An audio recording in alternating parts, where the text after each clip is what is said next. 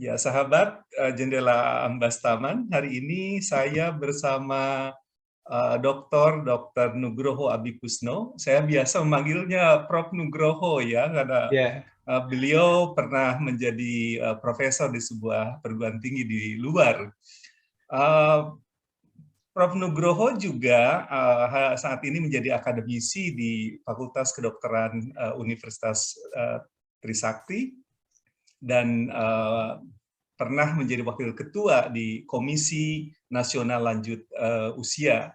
Selain itu, pernah menjadi konsultan di suatu lembaga internasional, yaitu WHO di New Delhi.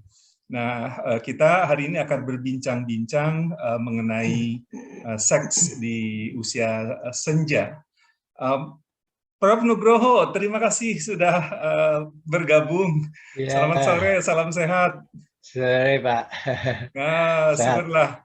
Ya, Prof, ada banyak pertanyaan ini ya, karena Ya, sekarang ini jumlah lansia ini diperkirakan ke depan itu kan akan semakin meningkat ya, meskipun Indonesia sekarang menikmati bonus demografi, tapi kan nanti hukum alam menunjukkan ada pergeseran waktu, pergeseran usia yang akan semakin menua gitu ya di kemudian hari. Nah, itu kategori lansia tuh di Indonesia itu bagaimana nih, Prof, dan apa gejala-gejala yang biasa dirasakan ini oleh para lansia ini secara umum? ya baik, terima kasih Dr. Am. Jadi saya kira kalau dipikir mengenai siapa itu lansia, Ya. ya sebetulnya adalah penduduk ya Indonesia Hmm. yang usianya menurut undang-undang adalah 60 tahun. Ya. Hmm. Ya, nah ini 60 tahun ke atas proporsinya ya. itu sudah Hmm. kira-kira hampir 10% lah ya. Sekarang ini. Padahal ya batasan suatu negara yang mempunyai usia lanjut yang signifikan itu cukup hanya 7% saja, tapi kita sudah Oh. 10%. Hmm. Dan saya perkirakan bahwa ketika kita merayakan Indonesia Emas ya, Hmm. itu sudah hampir 2 kali lipat dari sekarang lah gitu kira-kira Iya, iya, jumlahnya iya. gitu. Betul. Nah, biasanya para lanjut usia ini apa gejala umum yang dirasakan ya secara umum? Sebetulnya kalau kita mau menanyakan itu ya, Ya. sebaiknya kita melihat dari aspek ini saja, kelanjut usiaannya gitu atau Baik, agingnya baik. ya. Jadi di situ ada 4 ya hal yang perlu diperhatikan di sini. Yang pertama itu adalah usia kronologinya gitu ya. Mhm. Ya, misalnya contohnya seseorang yang berusia 65 tahun begitu ya. Ya. Nah, jadi termasuk di dalam kelompok ya batasan atas ya lansia muda gitu ya Mhm, mhm. ceritanya gitu ya. Nah, Oke. di situ satu kelompok ini itu sangat heterogen ya, karena Mhm. keempat aspek yang saya akan uraikan ini ya selain Mhm. usianya. Mhm. Yang kedua adalah tentang keadaan kondisi fisiknya gitu ya. Mhm. Mhm. Dan kondisi fisik ini banyak dipengaruhi oleh akumulasi dari penyakit yang dialami selama siklus hidupnya gitu. Hmm. Ya.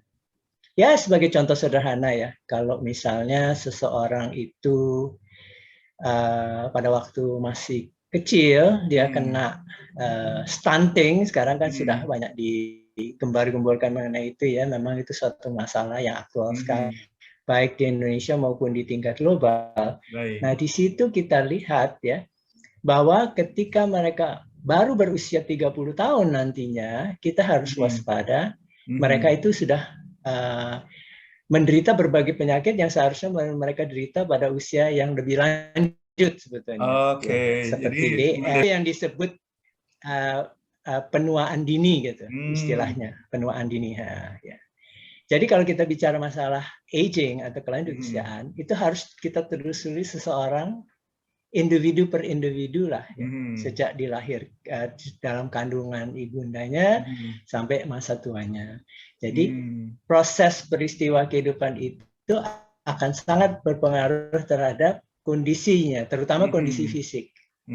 Jadi dengan melihat seseorang kita bisa melihat gitu, oh kok ini orangnya kok kelihatannya sudah kayak 70 tahun padahal baru 55 tahun misalnya. Ya kemudian mungkin orang itu ya menderita berbagai karena pola hidup ya yang kurang sehat gitu, sehingga itu berakumulasi menjadi kondisi pada saat kita jumpa itu. Nah, unsur yang ketiga yaitu yang kita sebut sebagai fitness. Fitness aging ya. Ya. Jadi kemampuan kebugaran fisik seseorang gitu. Misalnya contohnya tadi saya bilang ini saya barusan ini sebelum saya wawancara sudah jalan 1 kilo gitu ya. Nah, jalan tadi ya? Di dalam waktu mungkin sekitar, iya jalan. Luar biasa. Memenuhi ininya kan. Tapi disitulah ya, di mana barangkali orang baru berjalan beberapa langkah sudah terengah-engah. Seorang mungkin pada usia ya kelompok saya masih seperti gitu ya, orang yang mungkin usianya lebih muda daripada saya. Tapi itu saya bina sejak saya masih muda gitu. Ya.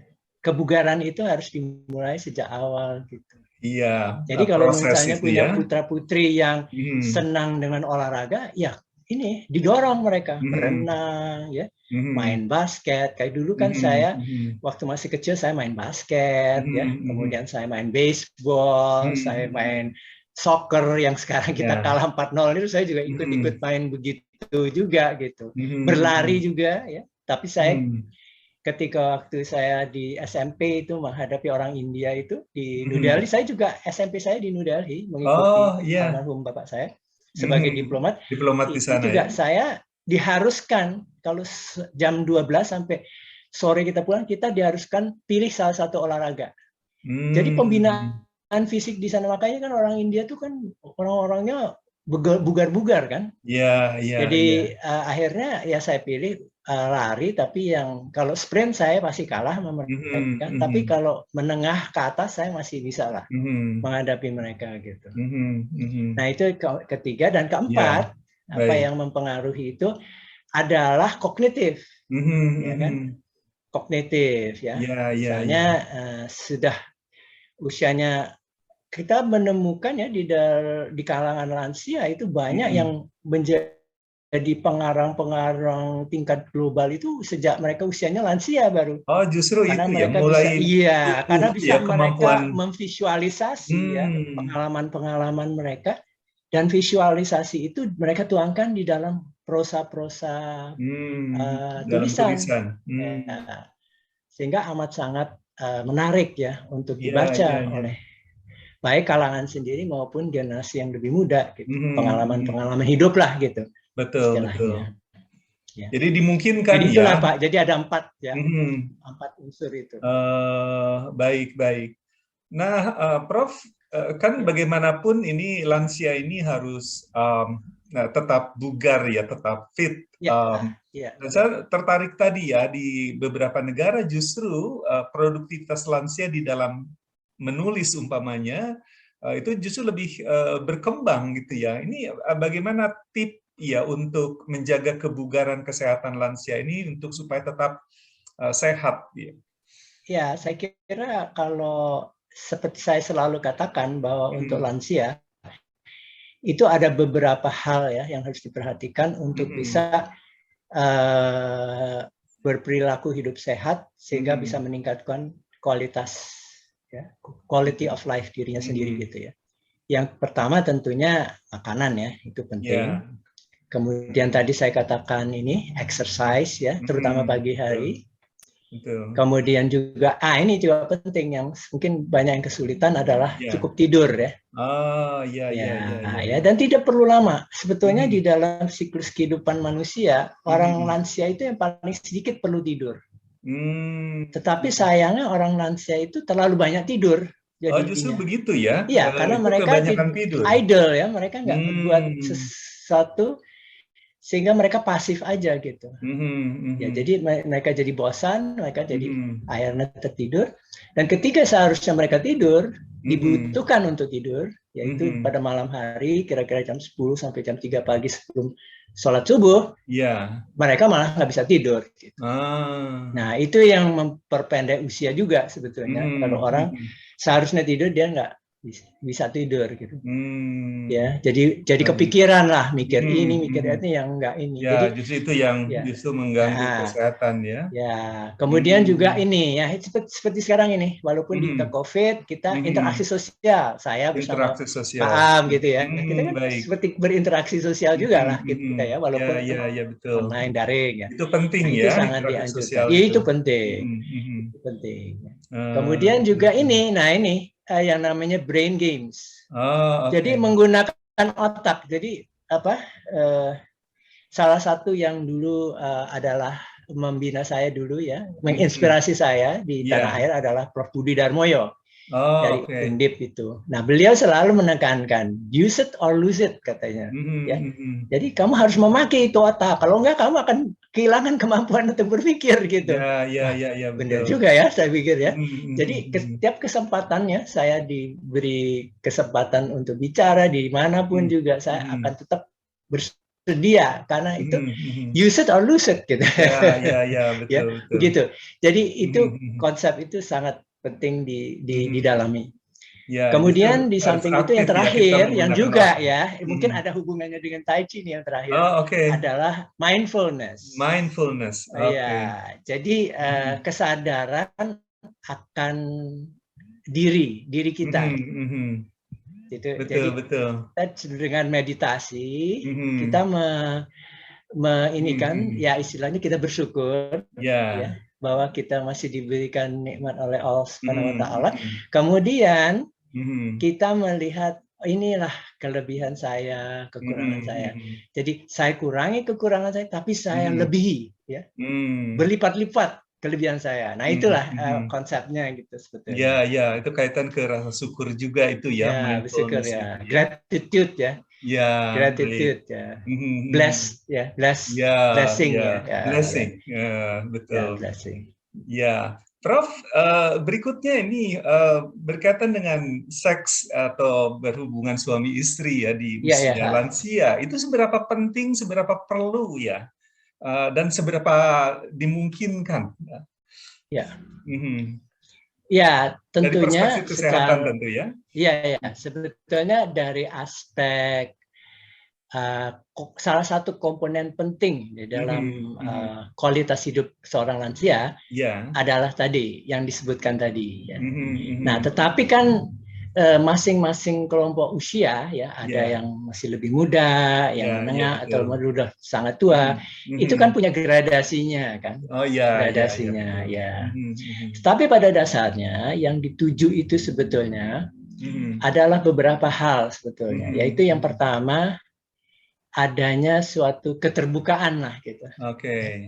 Keterbukaan, jadi kita saling memahami ya.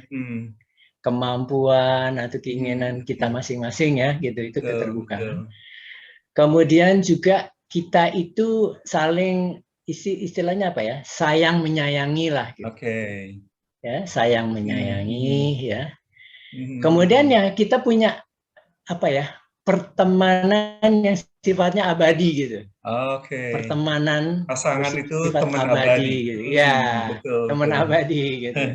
Nah, kalau konsep itu bisa menjadi suatu patokan, nah itu nggak terjadilah ya hal-hal yang seperti kita lihat ya, kadang-kadang kan terjadi perpisahan, perceraian dan sebagainya. Di luar itu ya juga banyak sekali ya masalah-masalah, tapi umumnya ya kalau kita lihat di kalangan lansia itu harusnya itu ya. Kemudian memang kalau di dalam konteks ya tadi mengenai kebugaran tadi ya.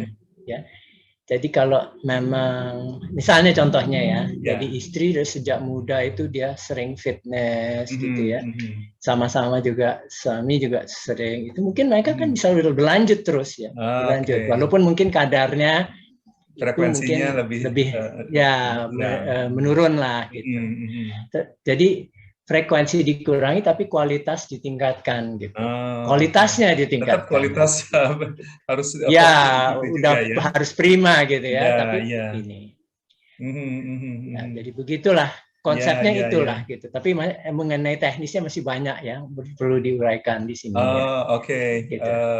Baik. Konsepnya itu yang dituju sebetulnya. Ya.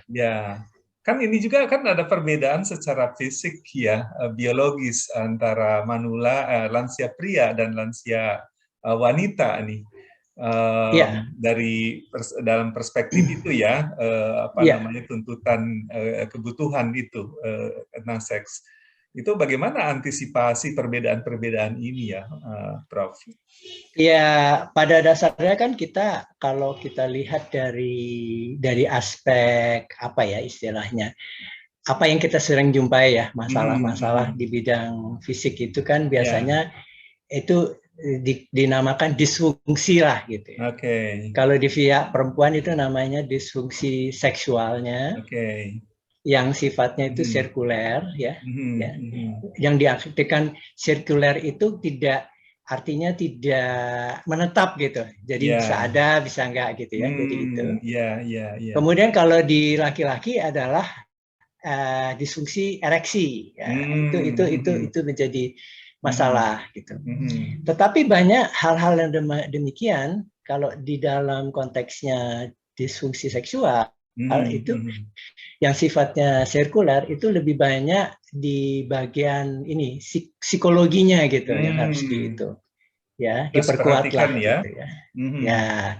Nah kalau tentunya di disfungsi ereksi sih harus lebih ke ininya ya, artinya terapinya ya, ada rangkaian terapi yang bisa dilakukan gitu.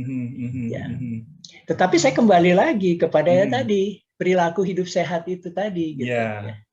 Misalnya contohnya kalau kita lihat ya pada kasus di mana libidonya atau gairahnya berkurang, itu misalnya karena orangnya itu depresi atau bahkan dia minum-minum obat untuk kesehatannya yang memang mempengaruhi libidonya gitu. Atau alkohol juga ya, alkohol itu juga bisa mempengaruhi ya. Jadi performance itu bisa terpengaruhi oleh itu. Kemudian dari siklus itu pun juga kan berbeda kan. Perempuan kan perlu lebih lama, sedang laki-laki itu diberikan waktu yang pendek aja bisa gitu. Tapi kalau perempuan nggak bisa langsung gitu. Jadi harus diberikan waktu. Perlu proses ya. Gitu. Ya karena itu semua psikologis ya. Jadi harus Jadi tadi aspek kebersamaan ini ya, mengasihi dan teman abadi ini harus penting perhatian yang baik ya. Kedekatan, pertemanan abadi ya kan. Jadi banyak tuh bermain unsur psikologis atau berpengaruh psikologis ya. Jadi kalau pihak laki-laki itu juga harus agak memperhatikan jangan dirinya sendiri tapi diri orang lain gitu. Karena selamanya perempuan kan selalu memperhatikan pasangan laki-lakinya. Sekarang harus berbalik, kalau di lansia itu harus berbalik gitu. Jadi justru yang laki-laki pasangannya harus memperhatikan lebih baik begitu. Ya. Tadi Prof kan bicara tentang fokus ke kualitas dengan semakin meningkat usia, kan mungkin itu juga tuntutan makin berkurang gitu kan ya. Itu untuk lansia muda 60-an, 65 begitu itu masih untuk normal ya secara frekuensi berapa lama itu ya lebih disarankan ya, atau tidak ada ketentuan? Saya pikir sih, menurut saya sih tidak ada, karena kalau kita lihat di literatur kan macam-macam ya, berdasarkan hasil penelitian yang mereka peroleh tentunya kan ya. Jadi itu kan kita bicara masalah statistik aja gitu. Tetapi saya katakan gitu bahwa sebetulnya saya tekankan pada perilaku hidup sehat itu karena masalah mengenai erectile dysfunction itu sudah bukan hanya di lansia aja, tapi lebih mudah daripada itu juga banyak ini kan terjadi ya. Sudah banyak terjadi gitu. Jadi memang pendidikan kesehatan reproduksi secara umum itu perlu diberikan justru pada waktu pasangan-pasangan yang muda itu akan membangun suatu keluarga gitu, sehingga mereka sudah bisa itu kan memperhatikan ya. Jadi keterbukaan, kemudian saling mendiskusikan kebutuhan masing-masing lah. Jadi jangan hanya disimpan aja gitu ya. Karena kalau nanti itu disimpan aja, nanti lari nanya ke psikiater nanti. Jadi psikiater yang banyak yang di bidang itu ya, atau dari psikolog ya. Iya, tentu. Depresi atau apa. Oh iya. Prof, dalam konteks itu, karena ini banyak juga di pasaran kan ya, beberapa obat ramuan yang dikatakan memperkuat, itu saran Prof gimana tentang obat-obatan atau ramuan-ramuan seperti itu? Saya kok tidak begitu ini ya, tidak begitu ini ya. Kalau yang evidence based kan misalnya kalau untuk erectile dysfunction itu kan misalnya Vialis atau Levitra atau macam-macam itulah gitu ya. Tapi kalau menurut saya ya, kita harus membangun dari segi kebugaran kita sendiri gitu. Ya. Karena kita lihat juga makanannya, makanan yang bergizi ya, bergizi tinggi itu juga sangat ini membantu sebetulnya. Ya, membantu ya. Jadi misalnya saya berikan contoh aja ya. Jadi misalnya yang namanya oatmeal ya atau oat bran itu bagus ya. Kemudian pisang juga ya. Pisang bagus juga ya. Jadi dia usahakan di dalam ininya, di dalam dietnya itu ada itu unsur-unsur makanan seperti itu. Gitu. Kemudian masak dengan bawang putih gitu ya, dengan jahe gitu ya. Oh ya. Ya. Kemudian macam-macam lah. Jadi ini telur ya sebagai sumber protein ya. Di situ telur itu ada proteinnya, juga ada ininya omega 3-nya. Terus ini juga susu, bermacam-macam susu ya. Ya susu juga ada atau yogurt ya. Nah itu semua itu harus dirancang di dalam diet sehari-hari itu. Gimana kira-kira kita memerlukan lebih kepada unsur makanan-makanan itu. Misalnya contohnya susu, mungkin di malam hari malah lebih efektif. Ya. Jadi atau yogurt. Ya. Waktu-waktu ada waktu-waktunya ya. Kacang-kacangan seperti almond, ya, cashew. Ya. Nah, itu juga. Jadi nanti kembali ke konsep kebugaran ya dan hidup sehat ya, pola hidup sehat ya. Itu akan pengaruh ke kebugaran seksual lansia juga ya. Seksual karena juga kepada ininya juga psyche ya, dari cara berpikirnya, kemudian ini ya. Jadi saya kira itu. Baik. Prof, jadi ini jangan. Iya, silakan. Ya, jangan itulah, jangan dengan macam-macam yang itulah. Tapi memang sih ada ramuan-ramuan tradisional yang paling populer kan tongkat ali misalnya. Iya, seperti itu. Ya itu kan macam itu. Ya. Tidak terlalu disarankan ya, Dok.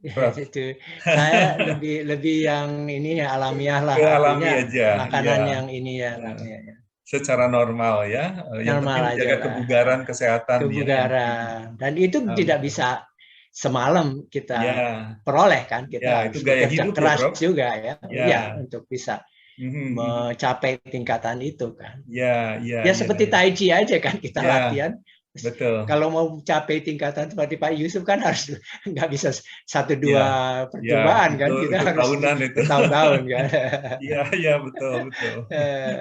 Iya. Prof, ini terakhir ya.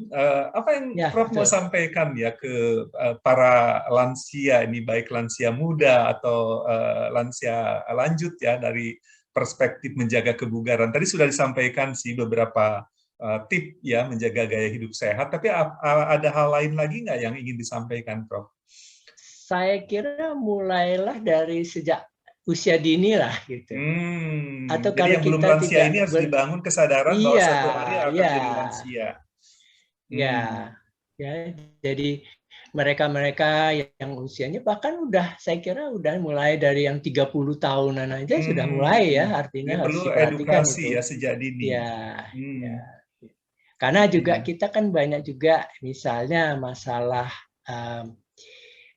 zat-zat kimia gitu ya, pengetahuan mengenai zat-zat kimia yang bisa mempengaruhi fertilitas itu. Iya, betul. Nah, itu juga perlu juga diketahui gitu. Ya, apakah itu di dalam kosmetik atau dari bahan-bahan yang asalnya dari plastik gitu ya. Jadi hal-hal yang itu harus sebagai konsumen kita harus ini ya. Jadi harus awas gitu ya, apa sih kandungannya ini. Saya mau pakai makeup ini isinya apa gitu ya. Kalau ibu melihat gitu ya. Iya. Jadi itulah. Jangan sembarangan ya, karena apalagi untuk wanita ya. Jadi untuk mempengaruhi fertilitas juga ya pada akhirnya. Betul. Ya. Baik, Prof. Terima kasih nih atas bincang-bincangnya sore ini.